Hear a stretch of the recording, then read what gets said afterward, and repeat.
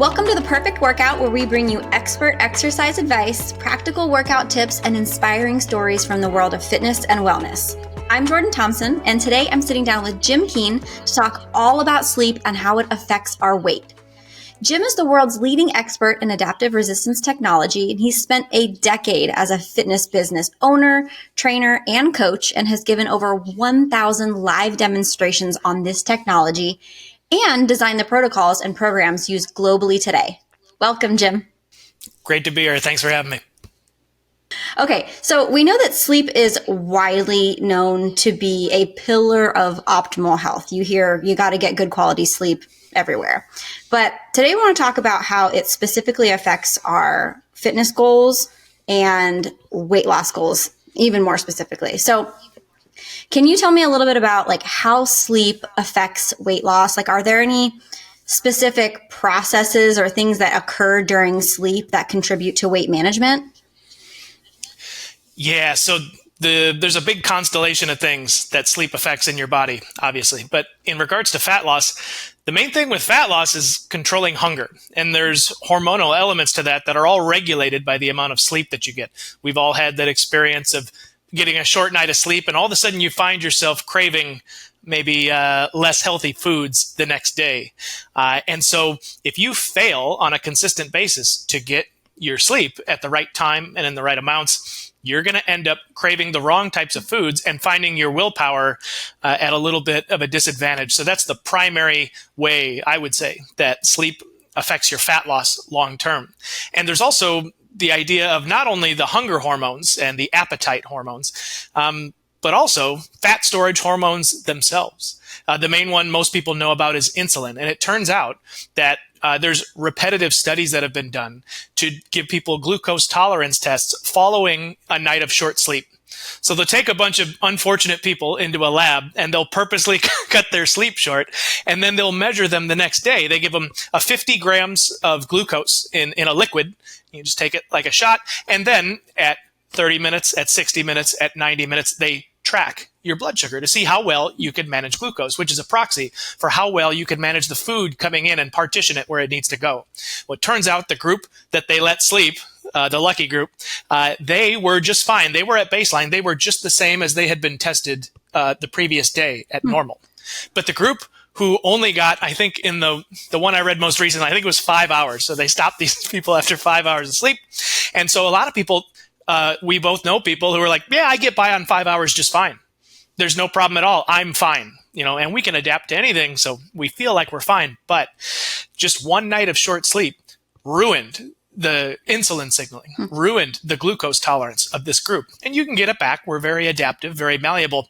But it's a stark example that you wouldn't notice if you didn't measure it, of just how much even a single night of poor sleep can affect your appetite, your blood sugar control, your hunger, and of course, your fat loss overall. That's really interesting. And I want to get to the hunger hormone piece in just a minute, but you said short sleep and long sleep. You just mentioned those who slept only 5 hours was considered, to be impactful. So what is considered a short sleep or an optimal sleep in terms of hours?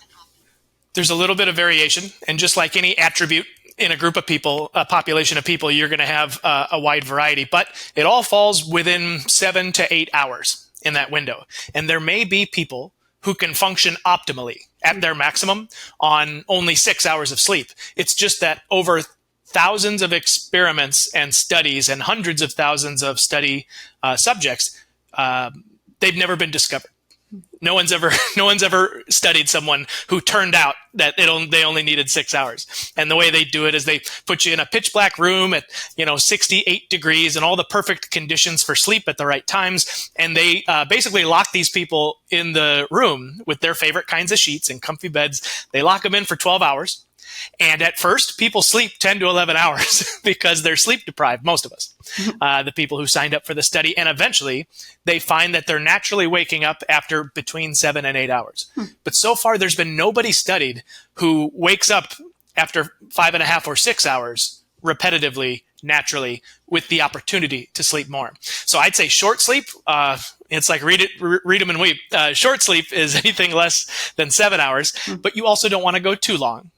excessive sleep is associated with a lot of disorders and health complications, like when someone's recovering from an illness. So if you find that you need 11, 12, 13 hours, you might have a problem. So it's a curve where that Goldilocks is, right? 7 to 8 hours. Anything more is excessive, anything less, and you should probably pay some more attention to that. Okay, so let's go back to the topic of hormones. Can you dive a little deeper into how sleep affects our hunger hormones specifically? So you have a hormonal profile that is associated with the fasted state, when you're burning mostly body fat in order to fuel all your functions. And then there's the fed state, which is, of course, taking nutrients that have come in and partitioning them where they need to go. It's the fed state. And each of those states, it's a teeter-totter, a seesaw. And so when you're in the fed state, all the fasted state hormones go down to baseline. And then as you digest and process the food, your fed state hormones go away and your fasted state hormones begin to rise. So the satiety hormones are on the opposite end of the hunger hormones, if that makes sense. So they're what they call the incretin hormones. These are hormones associated with a rise in hunger. And that's natural. It's a survival mechanism. And if we didn't have those hormones, we would never seek out food. And of course, we're not descended from people whose hunger hormones didn't work right, is a good way to put it. And so this is a seesaw teeter-totter that works like clockwork on a cycle and on a rhythm. And sleep is like a third of our lives, 7 to 8 hours every day. In fact, if you live to 90, you'll spend 30 years asleep. So it's got to be important if your body spends 30 years doing it. And so in the absence of the proper timing and amount and quality of sleep, the waking, fed, and fasted state hormones, they're released at the wrong times. So there's a mismatch. It's like you didn't synchronize your watches. So you might get hungry at inappropriate times even after you just ate. Or, and that's usually what happens because your body, in a lack of sleep, it signals a stressful environment. And in a stressful environment, I don't care about rest and digest and all the food needs to go where it needs to go. I care about hunting for food, moving to a newer, safer location, fighting a rival. There's all these sort of lizard brain survival mechanisms that kick on. And so your body is not interested in resting and digesting. Your body wants as many calories as it can get, and fast calories too. Not that slow burning, butter and steak and eggs and fattier food that we would normally run well on. It wants the energy now foods, the cakes, the candies, the pies, the sugar. So that's what you end up craving. So short sleep sends a survival signal because if we weren't in survival, we'd get good sleep, right? But it doesn't know that we're not in a survival situation. We're just on our phones or we're just watching Netflix at 1:30 in the morning and it starts the next episode automatically. And so I guess I'll watch the next one. And so your body thinks things are not safe. Things are not good. It's a stressful environment. And so let's put those hormones that give us the fed state satisfaction where we don't seek more food. Let's put those on hold. And let's increase the hunger hormones, the fasted state hormones, to keep this guy hungry so he keeps eating so that we don't starve. Because any moment now, we could be without food for a long period of time. And so it's a weird thing because you are gaining weight, but you're still hungry. And it's really frustrating. And willpower is just not going to do anything long term any more than you could not breathe or not use the bathroom or any other natural bodily function. And hunger hormones and satiety hormones, that seesaw, that's a natural bodily function. So you can't fight it long term. So and it's true that controlling your hunger is huge for fat loss because of this hormonal change. And if it's true that sleep has a large and dominant effect on those hormones, you can see how you can connect the dots and say, well, I should really focus on sleep. And then all my diet things I'm trying to do will require less and less willpower. I'll naturally be working with my body if I'm full up on sleep.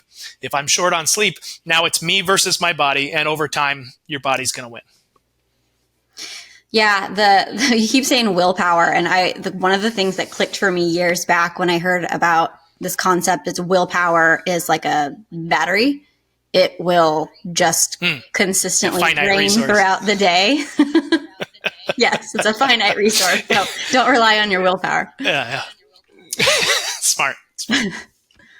Okay, so if I'm not getting great sleep and then it's affecting my hormones, I am likely to overeat, which means I'm likely to increase my caloric intake on that day. Do we have any idea of how much people overeat on a day that they're sleep deprived, or if they have like chronic sleep deprivation? So they've studied this as well, and they have what's called ad libitum eating, which is as much as you like ad libitum eating. And so they'll, one unlucky group, they'll cut their sleep short, and then they'll put them in front of, a buffet lunch with sandwiches and muffins and just whatever is in the study room. And it depends on which study you look at, but it's anywhere between 10% on the low end and 50% in one study, which is to say they ate half again as much as they ate when they were on the full sleep, which is insane when you think about it. And I think that would have kind of leveled out had the study continued on longer. But it's not just that they're eating more because they're hungry or because of the short sleep. Your body also burns less when you're on short sleep, and that's hormonally mediated too.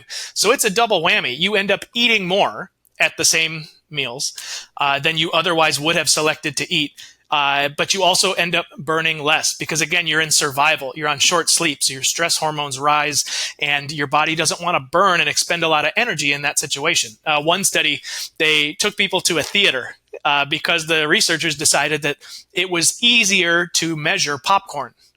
The weight of the popcorn and the caloric content of the popcorn, it's just one thing, and it's way easier to measure than, a Thanksgiving dinner or a dinner with a lot of variety, and they're men of science. So they go, okay, we're going to short sleep you, and then we're going to the movies, and we're going to give you just a giant Jurassic bucket of popcorn. And at the end of the movie, we'd like you to set your popcorn down in front of your seat. Thanks. And so they had the seats numbered and the subjects of the study numbered. And at the end of the study, they could go and measure the difference between the full giant gallon of popcorn and what was left. And so that was a really accurate way to show, like, wow, this group really ate a lot more popcorn than the other group. And, some people like popcorn and some people don't. But it was an interesting way to study that, and just really made the point that you're going to eat more in general. And you could use your willpower once or twice to purposely not. We've all done that. But over time, eventually, you're going to lose. And you're going to end up, you pull the rubber band back, eventually it snaps, and then you overcompensate on the back end. Hence the yo-yo diet thing, which is why diets that don't work, sometimes it's about the diet, but no one ever asks, like, did you prioritize your sleep first and foremost before you began this diet? Or did you not think that was important? So it does make a huge difference. Okay, so let's talk about prioritizing sleep. What are some effective tools, strategies, tips, things that people can do to make sure that they are getting optimal sleep, or if they're just struggling to get, good quality, enough hours, like what can we do to make sure that we're getting those solid 7-8 hours of sleep? So there's a field that has emerged that's commonly referred to as sleep hygiene. So we all know about hygiene for brushing and flossing, and you shower and you got your hygiene implements, and it's hygiene just means the care and maintenance of a system so that it doesn't break down. So sleep hygiene is a good way to think about the ways to do this, because it's nothing fancy. It's just basic hygiene. And that's the standard below which we do not sink. So the first thing is the timing. And all of the hormones that we want to be released in large amounts in the middle of the night, your androgens, your testosterone, your growth hormone, but also your melatonin, all your antioxidants. There's a whole lot of things that we want to have happen at about 2 or 3 in the morning. But that can only happen following multiple hours of darkness, as melatonin rises. And that whole thing starts 16 hours prior in the morning when we see the sun with our eye. And it's top down. So it goes into your eye, and then your optic nerve travels back to it's 10,000 cells. It's called the suprachiasmatic nucleus. And it is inside the hypothalamus. And it's like a Rube Goldberg contraption. Red things connected to the green thing. And it just goes 1 to 1 and all the way down to all of your glands, and lets everybody know what time it is and where you are on the earth. And because of that sunlight in the morning, the timing works out later on in the day. So the first thing I would say is you got to prepare for success. Find some way, and it doesn't need to be direct sunlight. If it's cloudy, that's fine. Find some way to get your eyes exposed to the daylight in the morning. As soon as possible? As soon as you can. And you don't need to sit out there for 45 minutes. We all lead busy lives. Some people do shift work. Some people, it's the winter time and sun doesn't rise until I'm already at my desk. Okay, we all have challenges, but in principle, this is a matter of sleep hygiene. If you can, over time, begin to prepare your brain for good sleep by getting daylight in your eyes in the morning. The second thing is, every hour of sleep that you get before midnight, you can consider that worth twice. It's twice as valuable as every hour that you get after midnight. Now, that's not literally true. It's a model that we can use. It's kind of like the map is not the territory. My map is just paper, but I walk on. But if I follow the map in real life, I'm going to get where I'm going. So it's just a model to follow. If you act as though, if you have the model that the early hours are more valuable, you will tend to go to bed earlier. And like I said, the good stuff happens at 1 a.m. or 2 a.m., but only following 2 or 3 or 4 hours of sleep. And so if you go to bed at 1:30 in the morning, you miss out on that hormonal surge, that desirable hormonal balancing. So 10 o'clock to 5 o'clock sleep window is not the same 7 hours as from 1 to 8, because 7 hours is not 7 hours. It's not exactly 24 hours. It's circa dia. It's about a day, and it's a few minutes less. But the point is, you're on the clock. And if you mess it up, then this guy can't do his thing and he can't do this. And you have a lot of systems that are all wanting to lock together in rhythm in time. So first thing, sunlight in your eyes. Second thing, you could just say, get to bed as early as you can in a reasonable way, not like 6 p.m. Also, as much as possible, you should make your room pitch black. And if that's not possible right now, I get it, but as dark as possible. Pitch black. You have photoreceptors in your eyes, obviously, but you also have photoreceptors all over your skin, full body, that were just discovered in 2009, and they're called opsins.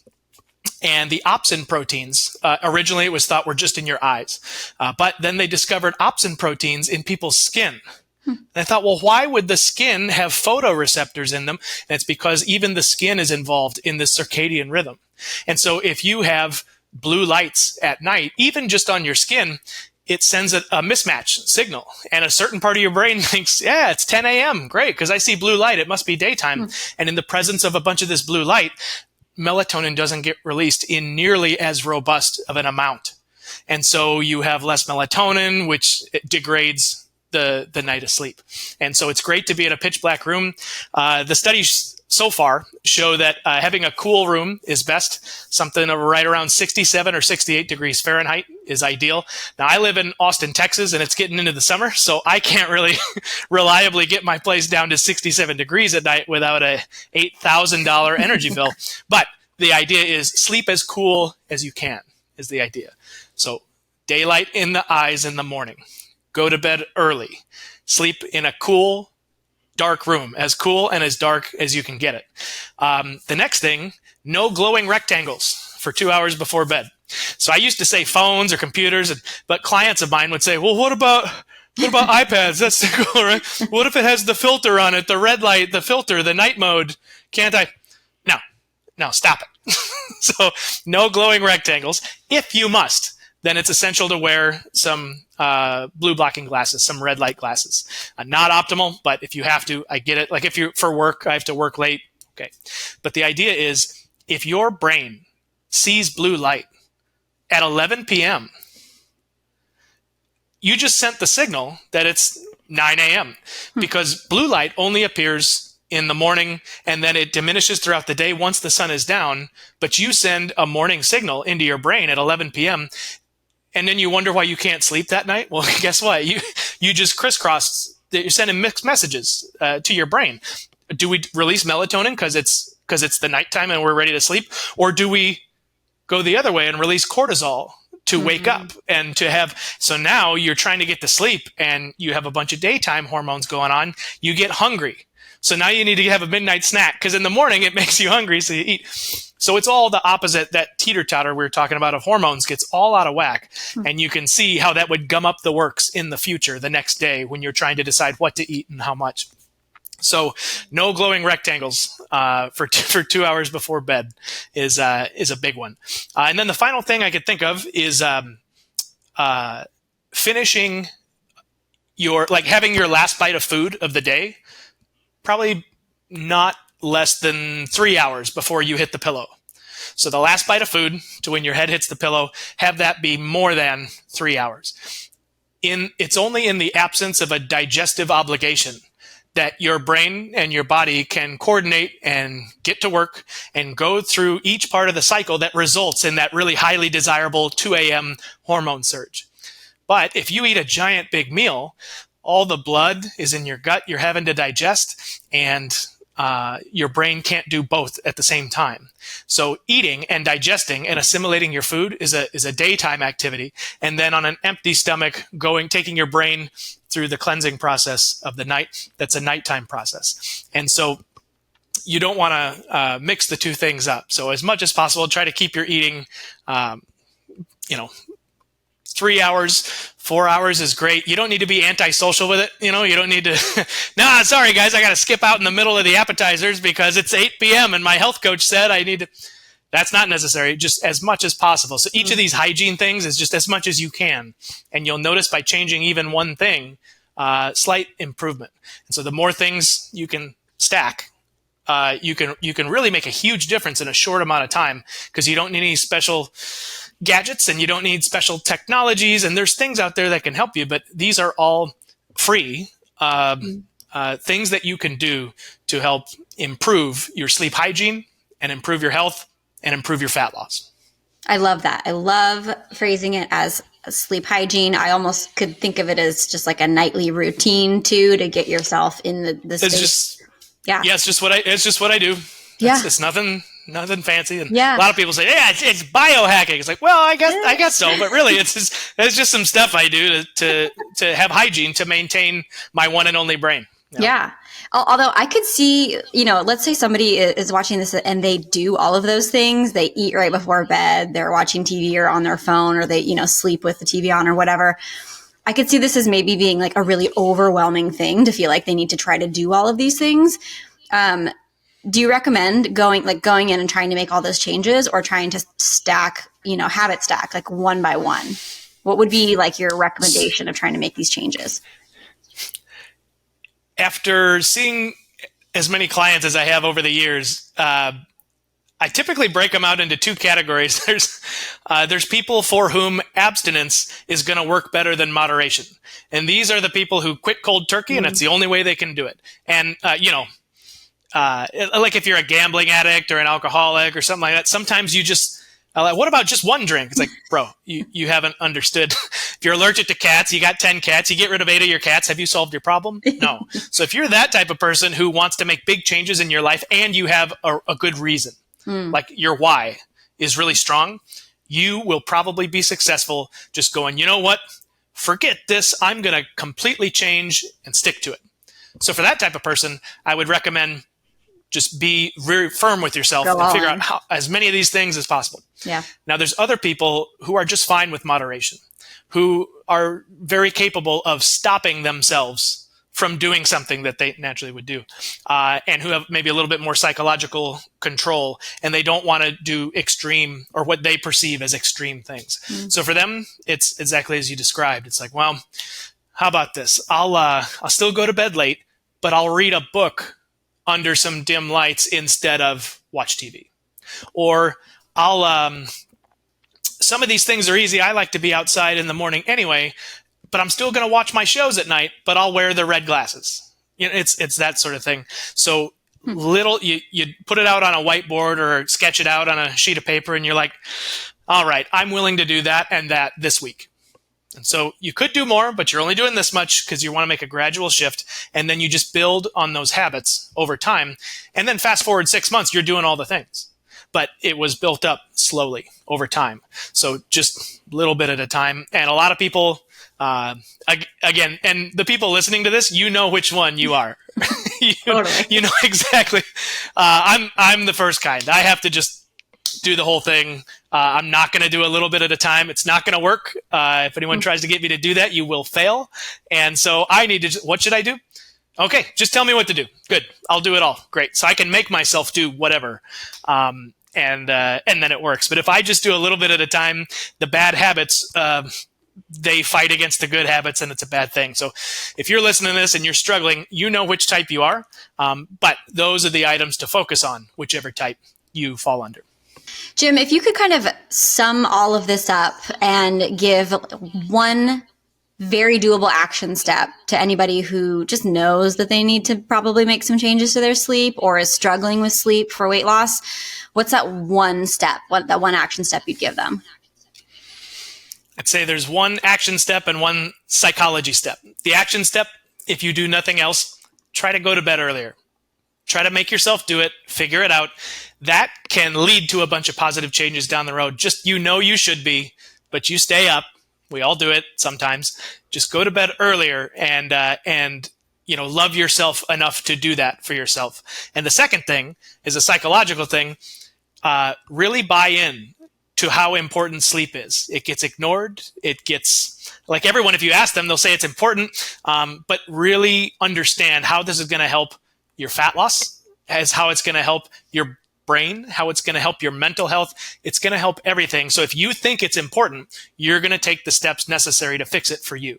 So love yourself enough to do it, and understand the priority that sleep is where health and especially fat loss are concerned. Wonderful. Thank you so much for listening. For more tips on health and wellness, nutrition, exercise, and of course, strength training, be sure to subscribe by hitting that subscribe button and head to theperfectworkout.com.